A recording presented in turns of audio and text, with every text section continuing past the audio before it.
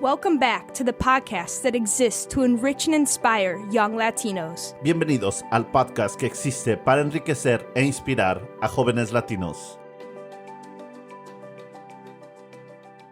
Bienvenidos una vez más a su podcast, La Alegría del Evangelio. El día de hoy tenemos un gran mega invitado. Padre, who are you? Hola a todos, ¿cómo estamos? It's Father Bobby Krueger. I'm the pastor at St. Leonard, the chaplain for Iskali. Famosísimo el padre. Es la versión del padre Mike en Iskali. Nah. Jay. Imposible. Hey everybody, how's everybody doing? Looking forward to another great episode. I hope you guys are excited. Great. So we have Father Bobby. Father Bobby just blessed the studio. So now the studio is blessed for real. For real. It's official. It's official. Ahora sí, now lo que salga por los micrófonos va a ser bueno. Yeah, we exorcised the demons, got everything ready. Yes. Life is good. Yes. Jay ran out of here screaming. I know. Yeah, he was chasing me out. It's okay though. It's kind of scary. But... Yeah. Padre, tell us a little bit about you. Tell us a little bit about who you are before we start. Hey, what do you want to know?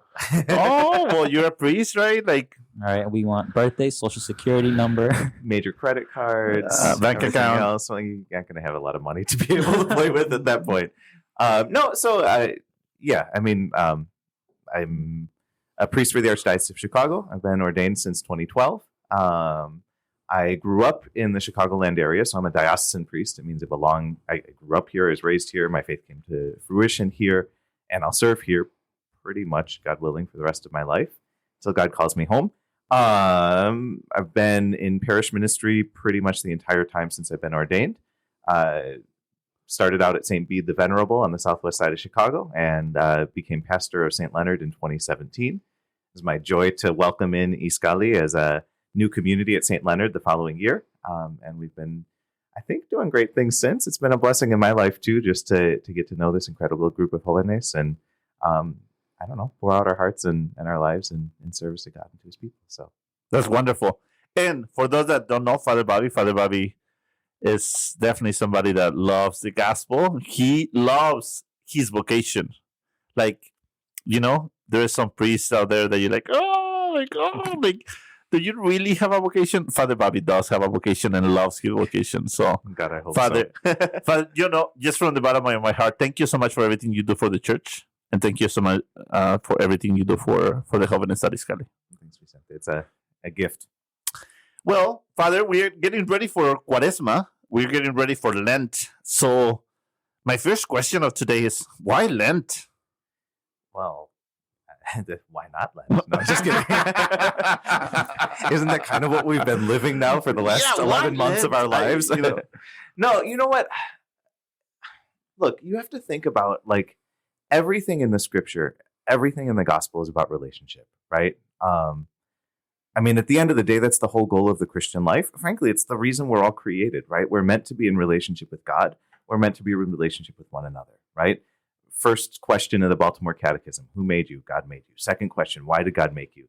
To know, love, and serve him in this life, to be happy with him in the next, right? So God clearly desires to be close to us, right? Even the Catechism of the Catholic Church, so the newer version, so to speak, right? The very first paragraph, right? God, in a plan of infinite goodness, freely chose to share himself with man, right? So it's all about relationship, right? If that's true, then I think it's always valuable at every point in our life to consider how is our relationship going, right? What kind of strength do we have that comes from Christ? How well do we know him? How well do we love him? More importantly, how well are we aware of his love for us, right? And so the church gives us a season for that, right? The church gives us a beautiful season, this time of Lent, 40-ish days. I always say 40-ish because you end up adding the Sundays in there and all the other kind of stuff, right? But 40-ish days to be able to jump in, to really take stock of where am I at? Where am I going? And we do that in anticipation of the great Paschal feasts, right? Holy Thursday, Good Friday, Holy Saturday, Easter Sunday. We do that in anticipation of that so that we're aware of the gift of salvation, the thing that's restored us to friendship with God, so that we can really explode forward in the new life that Christ gives us. That's wonderful. So si entendí bien, es prácticamente un espacio que la iglesia nos regala para encontrarnos con el inmenso amor que Dios nos tiene, para reconectarnos o animarnos a conectarnos una vez más con Él, para fortalecer nuestra relación. Es una oportunidad más. Yo creo que no se nos debe olvidar que a través de la Cuaresma podemos recordar que Dios es el Dios de las oportunidades, ¿no? Sí. Y nos da una oportunidad de conectarnos, de volvernos a reenamorar, ¿verdad? Exactamente. Y mira, también porque, bueno, tú sabes que el mensaje principal de Jesús en todos los evangelios, right, no es ámense los unos a los otros. Eso sí es importante también, ¿verdad? Pero la cosa principal que Él nos dice, arrepiéntanse, right? El reino de Dios ya está cerca. The kingdom of God is at hand, right? He's like, the time is now. Get back to me, right? Esto es como el mensaje principal de Jesús. If that's true, right? Entonces, como digo, es una oportunidad que tenemos de reorientarnos, take stock of where your life is at, how's that relationship going, y también recordar la característica principal de Dios Padre, que Jesús nos cuenta en la parábola del Hijo Pródigo, right?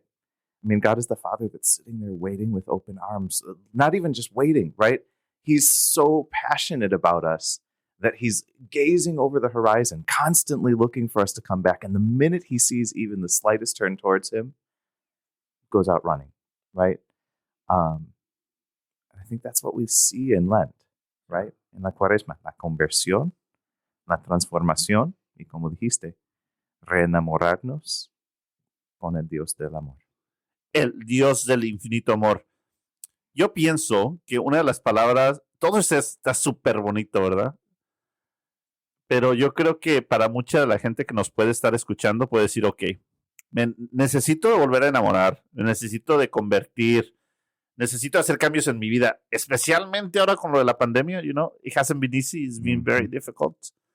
And I'm thinking, this Lent might be the most important Lent of your life. Last year, the pandemic was crazy. It was very hard. We lost family. We lost loved ones. We've been isolated.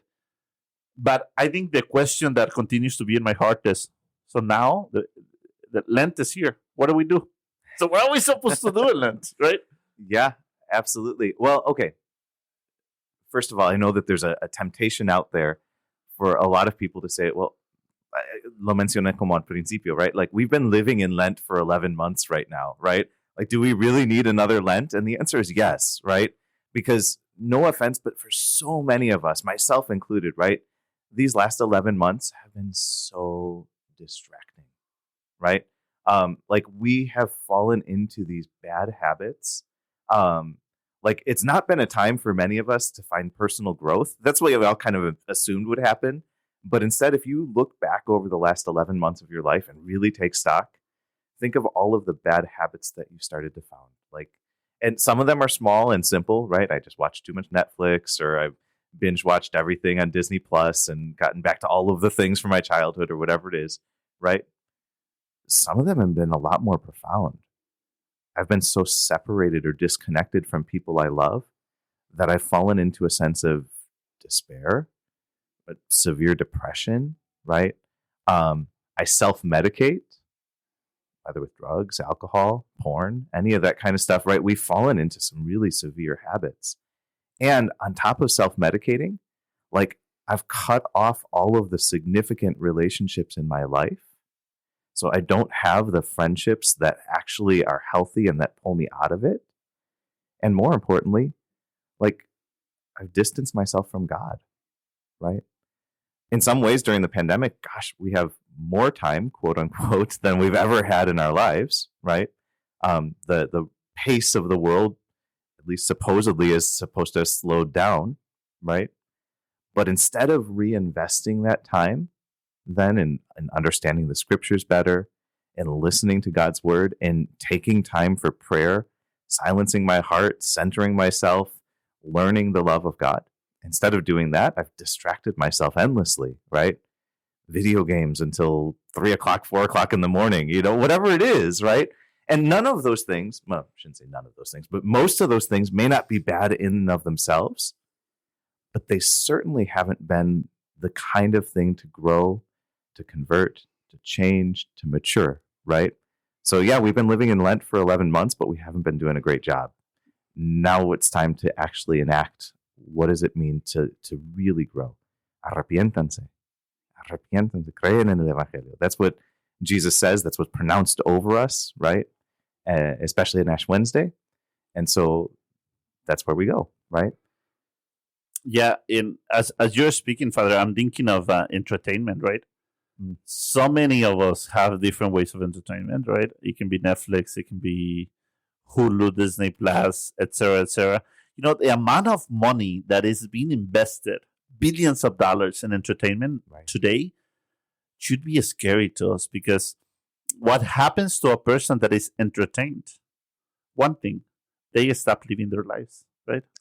And you live to see other people's have success, right? You see see other people do their best Netflix series. You live to see soccer players play the best game, but you're not playing your own game, right? You're watching somebody else playing their own game. So I think what God calls us to do is to get in the game, right? Like, y ese juego es el juego de la vida, ¿verdad?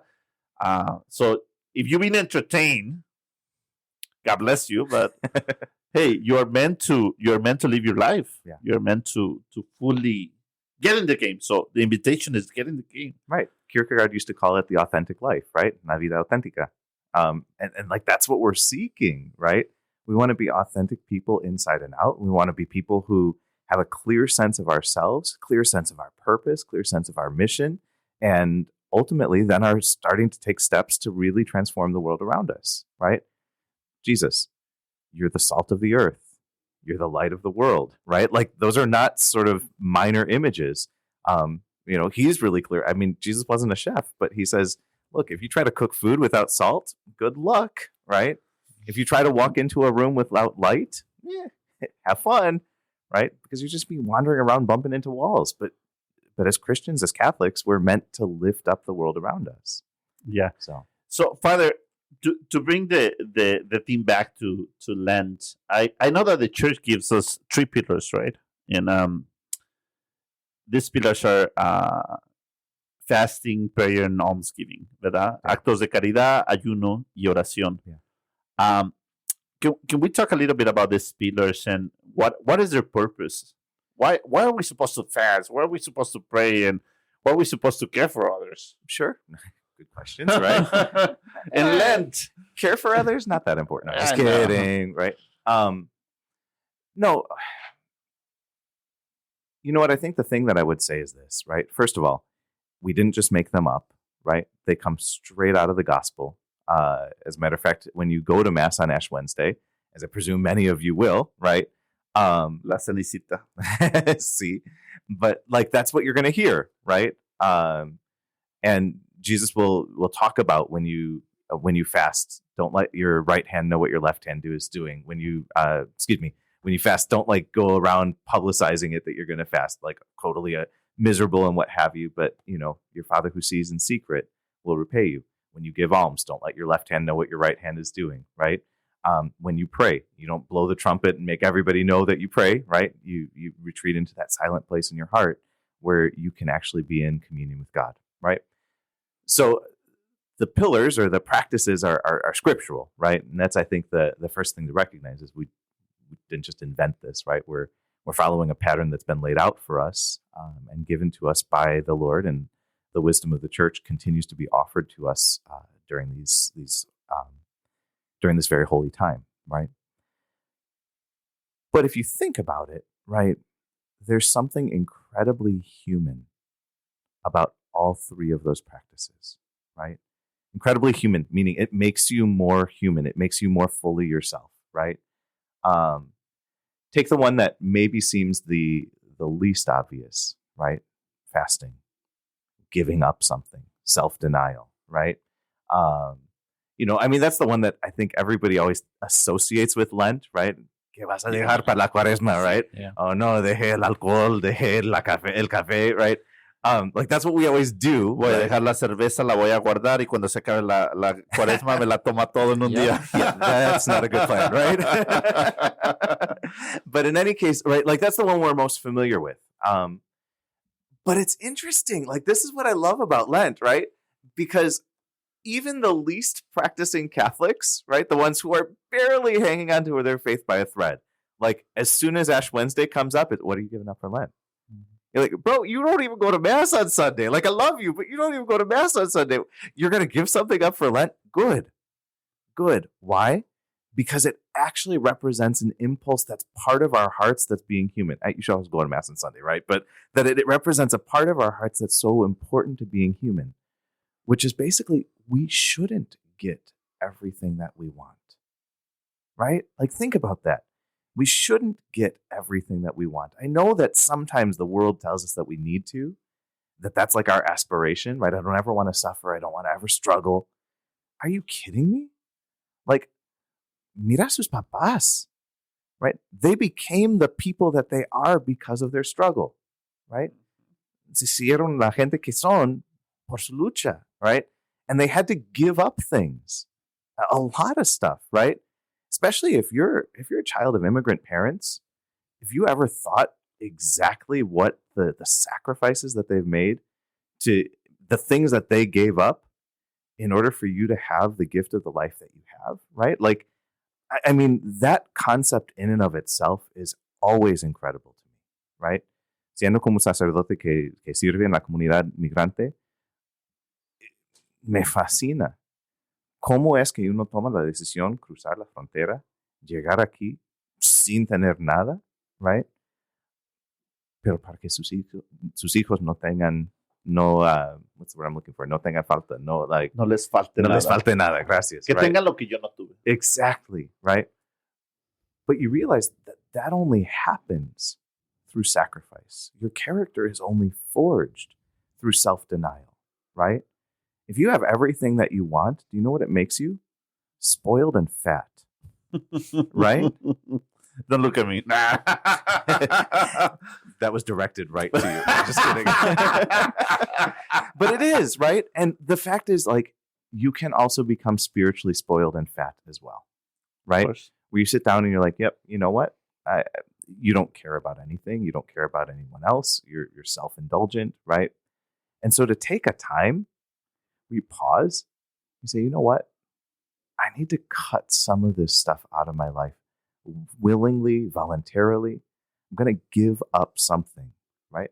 Is it hard? Yeah. Is it super hard? Honestly, practically no, right? Like you can survive 40 days without beer, right? You can survive 40 days without coffee. You can survive 40 days without video games. Like all that stuff is all entirely doable.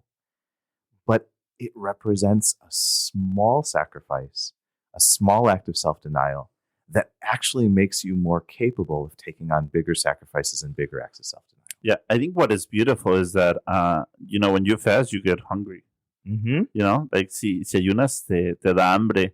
And I think it's an opportunity for us to encounter ourselves and encounter ourselves not being God, right? Because when you have everything, when you're spoiled, right, you might feel that you have no need for God.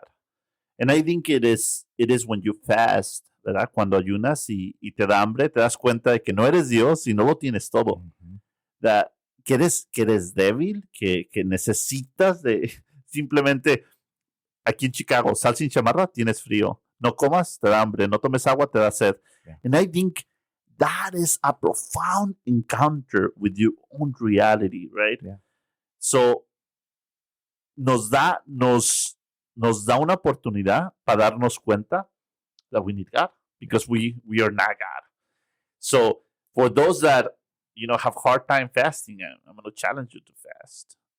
I'm challenging myself to fast, and because I think it's a beautiful opportunity to encounter God. Because when we fast, we find ourselves fragile, weak, poor, and not spoiled. And it is. I do agree with you, Father. I think to be spoiled, ser así como un niño que lo tiene todo, una niña que lo tiene todo, puede ser muy peligroso para nuestra vida. You know, it's interesting. The church asks us 2 full days to fast during Lent. The first is Ash Wednesday, miércoles de ceniza, and the second is on Good Friday, Viernes Santo, right? That's the days that they ask us specifically to actually do a fast from food, right? Where you eat one main meal, meatless, and then if absolutely necessary, say you're, driving a truck all day or something like that, or you're in a construction job or whatever, where you need the extra strength, you can have 2 small snacks throughout the course of the day. But to really take those days, you want to know how many Catholics have no idea that they're supposed to fast on Ash Wednesday? They get the whole idea I'm supposed to give up meat, right? But no, it's not just meat. On Ash Wednesday, Good Friday, right? Both of those days, you actually do a real fast. I only have one meal, and if absolutely necessary, I take 2 small snacks. And like you said, to experience hunger. Yeah, right? It's very, you want to be in solidarity with those who have no food, and they don't fast because they don't have an option. They just have no food in their table. And I think when you experience hunger, you remember that there are people in the world that have no food. So it's to fast is also an opportunity to connect with those that are hungry and continue to be hungry. Every 4 seconds, a person dies of hunger in the world. Every 4 seconds, right? So we talk about solidarity. Well, let's talk about solidarity that is not empty, but is lived. Right. And that actually kind of bridges beautifully into the second pillar of almsgiving, right? Again, if we're using it as the context of human acts, right? These are things that make us more human, right? You remember that, God created us to be social animals, right? Social beings. I think one of the reasons that the pandemic and the isolation has been so hard is because it's against our nature, right? We're born into community from the first moment of our existence, right? You understand, you're born into a family. You have a father, you have a mother, right? Even if those people are not good, or even if they're not present to you, the fact is you still exist because of a community, right? And so the idea that because we're born into a community, because we're social animals, somehow, some way we're responsible to each other, I think is interwoven into the fabric of our being, right? That's one of the senses that we saw in, some of the stuff that's erupted over the course of the last 6 or 8 months, right? That we're responsible to one another. We can't ignore the plight of our neighbor. We can't pretend like they don't exist. And because of that, something that makes you feel responsible, almsgiving, limosna, ayudando a los demás, right? Caridad, all of that stuff, it actually unlocks in you something that awakens you to your reality, right? Yeah, I love that. A few years ago, it was the first time that I thought, I'm 31, so probably it was like 26, 27 when I first thought, I'm going to have a goal to give certain amount of money every month to charity. And it was the first time that I did it. And me encanta la oración de San Francisco, dice, it is only when you give that you receive. And it is so true. It is only when you give that you receive. And I think just as fasting is an opportunity to encounter yourself, I think almsgiving is an opportunity to encounter your brother, your sister, your neighbor. And la relación con Dios también es horizontal. It is, we meet God in other people, right? And I think if you think about it, all of us, the 3 of us here, if we think about it, we know somebody that is in need. We know somebody that is in need of a conversation, is in need of food, is in need of a job, is in need of getting out of an addiction, is in need of something, right? We know people that are in need. And I think en la cuaresma también la tentación podría ser, pues voy a ayudar a gente que no conozco. And maybe my invitation today is, who in your life is in need that you know that they are in that need, and you ignore it, ¿verdad?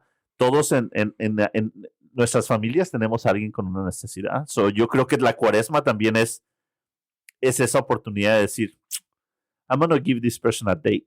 I'm going to give this person the need, the financial help, the little push, the jab. Muchas veces si le das a una persona dinero, pues el dinero se acaba, pero si le ayudas, si le encuentras un trabajo a esa persona, pues el trabajo no se puede acabar. So there's many ways we can help. And I love this about our faith. That is, Santiago lo dice, una fe sin obras está muerta. Yo creo que no nos podemos olvidar de los demás. En Cuaresma y siempre, ¿verdad? Right. You use the line from the prayer of St. Francis, right? I always think back to St. John Paul II, who quoted constantly this idea that we don't truly find ourselves except through a sincere gift of ourself, right? Giving yourself away in love. Like that's the heart of human anthropology, what it means to be a human being, right? That I see who I really am when I give myself away in love, right? And the idea of almsgiving, I think one of the things that's so powerful about it is, honestly, como te cuesta, right? Like literally, literalmente, like te cuesta. And, so often we become so guarded about things that, this is mine, I want it, I need it, right? But no, like when you have to give away in love, it transforms you. Last week, I was hanging out with Sister Fatima from the Missionaries of Charity. Las Misioneras de la Caridad son las religiosas de la Madre Teresa, right? Santa Teresa de Calcuta, right? Estaba compartiendo su historia de vocación con nuestros niños en la escuela. Y ella es de Argentina. Y nos contó que, bueno, durante su juventud, she didn't really join the Missionaries of Charity until she was like 26, 27 years old, right? Decía que durante su juventud, she partied, she lived a life, right? But the two things that actually gave her an encounter with Christ, first, she was invited on a mission trip with her parish, right? I think as a 17, 18, 19-year-old woman. And it was the first time that she discovered poor people. And she said that experience in itself just transformed me, right? But the second thing, the thing that gave her a strong sense of her call was because there was a homeless woman in her neighborhood that she actually, at 26 years old, took into her house. The woman lived with her for 6 months, right? It was one of the most radical decisions I've ever heard of somebody saying, right? She took this woman into her house, lived with her for 6 months. And she said in doing that, she didn't know her, right? The woman had plenty of problems, plenty of issues, right? And this may not be a recommendation for everybody else to do, right? But it's amazing how God does stuff in this, right? And she said flat out, she said, I met Jesus. I met Jesus.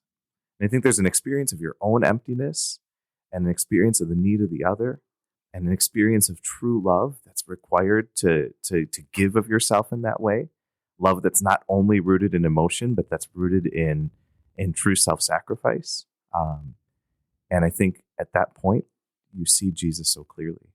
And for her, it was enough to lead her into this very radical lifestyle to serve the poorest of the poor. And I think that's beautiful, Father. I don't remember where I hear this, but I want to echo now Mother Teresa's words, ¿verdad? Ama hasta que te duela. Si no, no es amor. Yeah. Y nadie queremos que nos duela, ¿verdad? Nos duele un poquito. You know what I've always heard is love until it hurts and then love more, right? Yeah. No solamente hasta que te duela, sino que hasta que te duela y luego más, right? Jesús amó hasta que murió, ¿verdad? En la cruz. Pero quiero hacer eco sobre esto de la experiencia, la relación dando, ¿verdad? Es mucho más fácil mirar a una persona en la calle y darle $5 que abrirle la puerta de la troca y decirle, vamos a la casa, hoy duermes en mi casa. Yeah. Because that implies to enter in a relationship with that person. Right. And that's dangerous. And that's, because it's transformative, ¿verdad? Es mucho más fácil bajar el vidrio y dar $5 que decir una caridad profunda de decir, hoy vas a ser, eres como mi mejor amigo y vas a dormir en casa. La experiencia también de la Madre Teresa cuando el Papa Pablo VI la visita, ¿no? Mhm. Que nunca llegó a la reunión y después le escribe al Papa y le dice, disculpa, pero cuando venía a la reunión me encontré con Jesús y tenía hambre. Tenía que darle de comer. Wow. Y debes de entender que Jesús es más importante que el Papa. Yeah. Sí. Pero me impresiona la capacidad profunda que la Madre tenía para vivir las palabras del Evangelio. Me viste hambriento y me diste de comer. ¿Cuándo, Señor, yo te vi hambriento? En cada uno, el más pequeño de mis hermanos. Hiciste con ellos, lo hiciste conmigo. So, powerful. Ella siempre decía que eso era el evangelio en 5 dedos, right? Me lo hiciste a mí. 5 dedos, 5 palabras, right? Sí. That's the sum of the social aspect of the gospel, right? When you want to talk about almsgiving, I think at the end of the day, I always go back to the book of Genesis, right? And it's that encounter that God has with Cain after the murder of his brother Abel, right? And what does he ask Cain? He says, where's your brother Abel? And Cain's response, am I my brother's keeper, right? And of course, that's Cain kind of trying to exculpate himself, right? Trying to shirk blame or avoid blame. But it actually betrays a deep responsibility, right? Yes. The answer is yes, you are your brother's keeper, right? That all of us are responsible to one another. And I think that that's one of those things, whether it's inside the family. I mean, think about how easy it is to shirk off the love that we have for siblings, tíos, padres, right? Like, I mean, how easy it is to kind of sidestep away from that, saying, I don't really need to care about that. But the human heart is made to be given in love, and it's made to hurt. And so I think almsgiving is not a negligible practice that we need to take up during the season of Lent. The last pillar is prayer.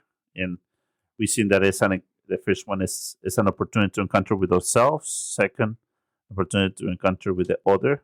Third, an opportunity to encounter God. Con Dios. ¿Verdad? Un balance. Me encanta que la sabiduría de la iglesia hay un balance perfecto de encontrar a Dios en ti, en el otro, y después you always have to go out to Him. Prayer. And one of the reasons that, many of us struggle with prayer es porque cada vez que hablamos de la oración, quizás lo primero que nos imaginamos es aburrido, de rodillas, no quiero hacerlo. Yeah. Is there any way we can go around prayer? Because, I can help the poor, I can fast, but el rosario, no sé si lo quiero hacer. Why is prayer so difficult? And why do we struggle with prayer so much? Hey, Vicente, that's not even a fair question. If you can answer this. Yeah, good luck, right? I think we struggle with prayer because I think we struggle with silence. And we struggle with silence because we live in a world that's restless. And we're restless because we don't know God. Right? That's kind of the what do you call it? The magic spiral that goes downwards, right? We don't know God, so we're restless, because St. Augustine, remember, says our hearts are restless until they rest in you, right? So because we don't know God, we're restless. Because we're restless, we can't sit in silence. And because we can't sit in silence, we can't find God. So it's this like crazy circle, right? Yeah. I think there's a few things that are significant, right? The first is oftentimes when we're taught to pray as kids, we're taught prayers, right? And though prayers are important, right, are essential, they give us a common language, right? At the end of the day, saying prayers is not prayer, right? Saying prayers is not prayer. It's not just a matter of, can I rattle off my Padre Nuestro, right? Do I still know my Ave Maria? Like, good, please, I want you to, right? But those are meant to be, remember, the goal of prayer, right? St. Therese of Lisieux says it in the Catechism. Well, they quote it in the Catechism, right? For me, prayer is a simple glance towards heaven, an upward lifting of the spirit, right? The goal of prayer is actually to be connected to God, to be in union with God, right? And all of our prayers are meant to actually lead us there, right? They're meant to direct our minds, our souls, our hearts to God. But I think what I found really lacking in a Catholic prayer life, y luego como más entre latinos, right? Porque somos los mejores para memorizar nuestras oraciones, right? Yeah. But lo que nos hace falta bastante es dejar que Dios nos mire y reconocer cómo nos miramos en los ojos de Dios, right? Do you let God gaze upon you? And do you pay attention to how he's gazing upon you, right? That's the heart of prayer. I had a really beautiful encounter with one of my jóvenes who, I don't even remember what the context was or why we found ourselves, able to have that conversation. But he just wanted to learn to pray better, right? And we sat in the chapel, and I said, you know what? Just for a minute, close your eyes. And I want you to picture God the Father. Just imagine him. I don't care how, I don't care what. Just imagine him for a second. I want you to picture God the Father. And now I want you to picture him looking at you in this moment. And just be quiet. Imagine that for a second. He began to get a little tear in his eye, right? And I shut up for a few minutes. I don't do that very often, but I shut up for a few minutes. And then I said, what do you see him doing? Like, how do you see him looking at you? And it's interesting because almost anybody I've ever done that exercise with, the immediate response is, he's smiling, right? Like we have this innate instinct that God looks upon you with love, absolute, infinite, perfect love, like a father holding his newborn son or his newborn daughter. That there's nothing, especially in that first moment, even the baby's crying like a million miles a minute or is pooping in its pants all over the place, as that father's holding its newborn infant, right? He's looking with absolute awe. Dare I say, even adoration, right? And I think when we discover that that's how God looks upon us, that's why the tear was forming in this young man's heart, in this young man's eye, right? Because as you start to see that that's how God looks upon us, that's the tenderness of the relationship, right? Remember, the whole goal of prayer is relationship. So it's just living into that space, right? When I can be there for a minute, gosh, it begins to set my heart at ease, but ultimately it starts to inform me as to who I am, right? Your core identity, remember, all of these are human actions, right? Your core identity, who you are at the basest level of your existence, is loved. Yeah, as you're talking about this, I'm thinking, why encountering a God that loves you unconditionally might be overwhelming. One thing that I have noticed in myself and also in other jóvenes is we are many times willing to love, but it's so hard to find ourselves as deserving love, ¿verdad? Estamos dispuestos a mandar flores, a amar, al enamoramiento, pero en el momento que nos sentimos amados o algo nos abraza, y a mí me ha pasado, es mucho más fácil buscar amar que dejarte amar. Y creo que otra de las características que puede parecernos un reto de la oración es quizás sentarte frente a Dios y dejarte amar por Dios might be overwhelming. Puede ser mucho para ti, pero yo creo que podemos encontrar paz en el hecho de que sabemos que Dios is not pushy. He's not gonna make you uncomfortable. God is gonna walk the walk with you a tu paso. Si estás caminando, camina. Si estás corriendo, corre. ¿Verdad? tener una relación con alguien que vemos, ¿verdad? Aquí entre nosotros. Es difícil. Quizás a veces también tener una relación con alguien que no vemos o no nos responde inmediatamente de la manera que nosotros quisiéramos también es difícil. Pero yo creo que debemos de encontrar ahora sí que esperanza en el hecho de que Dios siempre va a ser la parte que nosotros no sabemos hacer, ¿verdad? Sí, pudiera ser un reto sentarnos en silencio, dejarnos amar por Dios, pero es cuando when you let go, when you surrender, when you say, okay, honestamente, y algo que me gusta mucho de lo que dice el Papa Francisco de la oración es de que Dios quiere escuchar de ti hasta cuando estás enojado, because it's about communicating, it's about communication. No dejes de hablar con Él, porque Él quiere seguir escuchando de ti. Ya lo sabe, te ve, simplemente quiere que la comunicación es súper importante. Viene el 14 de febrero, todo el mundo anda enamorado. Si no te comunicas con la que estás tratando de enamorar o el que está tratando de enamorar, no va a pasar nada. Lo mismo con Dios. ¿Quieres tener espiritualidad sin Dios, verdad? Ahora es trend. I'm spiritual but not religious.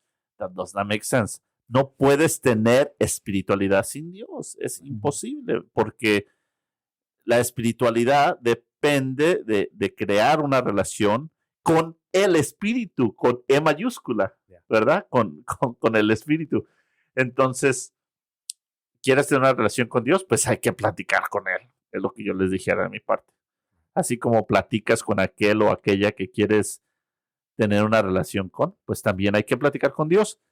Y creo que hablar con Él, platicar con Él, 2, 3 minutos al día, pudiera transformar tu vida completamente. Yo siempre animo como unos 15. I know that's a hard place to start, but sí. But it's an important one, right? Because the fact is, like, 2 or 3 minutes, I end up doing all the talking, right? But if I set my timer for 15, like, there's like 8 minutes worth of awkwardness there, where I'm like, okay, well, what do I do? It's time to go, right? Whatever it is, right? Check my Instagram. But the best part of that awkwardness is it forces you to come to grips with the silence, where then God can actually begin to speak, right? And it's interesting, you're saying the spiritual, not religious thing, right? The word religious has the same root as the word ligament, right? The ligus part is from the same root as the word ligament, right? What's a ligament? It's a thing that connects two bones together, right? The whole idea of religion is the idea of connection, right? It's to reconnect between you and God. So I think it's interesting because you want to seek God, you want to seek some spirituality or something like that. But in order to do that well, you need to be able to reconnect yourself to Him, So I was thinking too, because like Jay, I know that you've been super involved over the years with Adoración Nocturna in your parish and stuff like that. And it's interesting to me because one of the things I've noticed as a priest, especially among jóvenes, is this draw that Eucharistic adoration has for our young people, right? The time that explain to people what you do in Adoración Nocturna, and like, I think why all of a sudden, like, what does that fill in you as you're doing that? I think Adoración Nocturna specifically is unique from normal adoration because you're not just sitting there in silence, which is what it's difficult for a lot of people. You're actively reading, right? So you read Psalms, you read readings from the Bible, and then you're doing Psalms as a group of people. We're usually 20, 30, 40 people, and you do it in a choir where one group says one line, the other group responds. And I started doing that when I was maybe like 14, and it took me years to like understand why we were doing this. I just went because my parents made me. And then I hit an age where 17, 18 years old, where I started to be like, this is special. And then when I was probably about 18, I stopped going to like the family hour of Adoración, and I was going with the grown men. And I went with 2 other grown men, twice my age, and they were like, you're going to lead us in the prayers. And I was like, okay, okay, I guess. And it was the 3 of us sitting empty church right in front of the Santissimo, kneeling right in front of him. And it was like a power that I'd never felt before. And from that day on, I saw adoration as Jesus is standing in front of me, right? Literally, he's 5 feet away. And he's looking at me and he's hearing what I'm saying, my prayers, right? And then the other half of Adoración Nocturna is then silent prayer. And then it's, like you said, it's really difficult to be quiet. And it took me years to reach a point where I wasn't doing all the talking in my head. And then, finally I got to that point where I could come and bring my problems, what I was going through, situations that I needed help figuring things out. And I would just ask God, I want you to help me understand what you want me to do, right? Give me a sign. And I don't know how I'm going to know that that's a sign, but I know you'll make sure that I know. And, an example once was I was asking God, I was like, whether or not I should do something. And he just like filled my head with this feeling that I can't describe. And it's happened a lot since, where I was basically asking like a yes or no question, right? And I said, if it's a yes, help me to figure out to understand that it's a yes. And I felt this spiritual high is all I can describe it as. It was just like, it was like a headache, but it didn't hurt. It just felt really, really good. And I felt it in my head. And I was like, that's God's answer. I can't explain why I knew that was God's answer, but it was. And it was something that came just through learning to listen, right? Like you said, we do all the talking and we don't ever listen. I think these 3 pillars of Lent are something that I never realized was intended for relationships. Not just, I realized the God part, but not with each other, not with ourselves. I had never really put that together until just now. And I think that now, knowing this, I'm going to make sure that I make that a part of my Lent. And I hope that everybody listens to it does too. Because it's so important to be able to listen to what God is telling me. And it's not always going to be in adoration through prayer. It can be in almsgiving when I'm spending time with somebody. They might tell me something that I need to hear, and it's God saying it through them. Or through fasting, right? When God is telling us that, hey, you're spoiled. And maybe you don't know it, but this is me letting you know, right? I think that this Lent is going to be like a season to stop not doing anything, because that's what we've been doing this last year, right? We were doing nothing because we were like, this is going to be over in a few weeks and we can go back to life. Yeah. So we're just going to stop. So now is the time to stop stopping. Now start doing something, and make sure that you're like intentional about it. Well, vamos a ir terminando. I think my final thought about prayer is, oración es cuando dejamos de tratar de ser Dios. And you say, I'm not in charge. I'm going to let you do it because I'm not. Y de veras, nosotros queremos estar encargados de nuestra vida y cada vez que lo hacemos mal. Y yo siento que la oración es una oportunidad para decir, I'm not in charge. I wasn't in charge of my name. I wasn't in charge of my birthday. I wasn't in charge of my parents. And I came to be, I'm not in charge.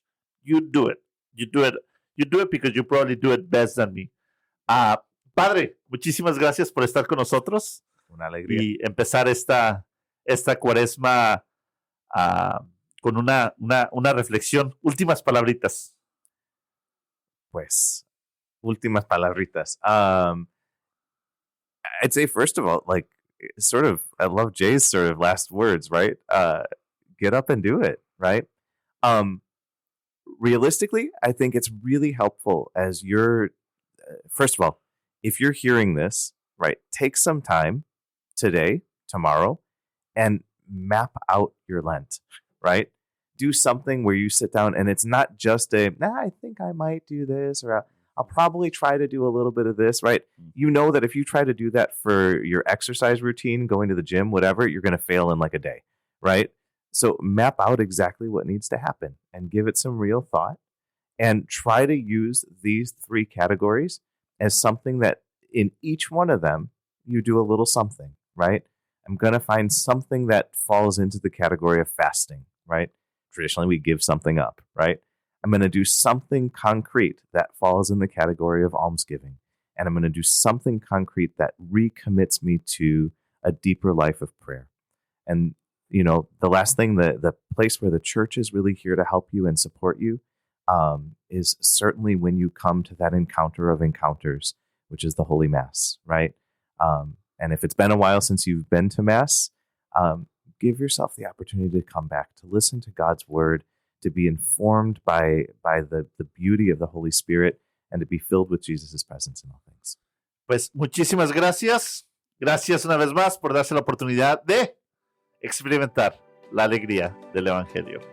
No olviden seguirnos en Instagram y en Facebook en Iskali Podcast. Don't forget to follow us on Instagram and Facebook at Iskali Podcast. Listen with us and experience the joy of the gospel. Escúchanos y experimenta la alegría del Evangelio. Te esperamos. Dare to dream. Atrévete a soñar.